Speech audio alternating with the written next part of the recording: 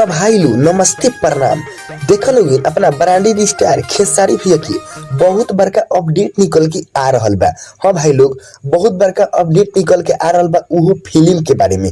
देखो लोग खेसारी भैया की एगो फिल्म आवे वाला रखो राउडी इंस्पेक्टर, जो कि काफी खतरनाक फिल्म हवे। हाँ भाई लोग काफी खतरनाक फिल्म बावे। तो देखो लोग ये फिल्म रौला लोग की देखे के मिली रक्षाबंधन के शुभ अवसर पर। हाँ भाई लोग राउडी इंस्पेक्टर ये फिल्म रौला लोग की देखे के मिली रक्षाबंधन के शुभ अवसर पर, जौन जी की काफी धमाकेदार ये फिल्म होखे वाला बावी। और एगो और फिल्म रिलीज होखे वाला बावे जौना के नाम बावे मेहंदी लगा के रखना। और भाई लोग मेहंदी लगा के रखना काफी बवाल ये फिल्म होखे वाला बावे।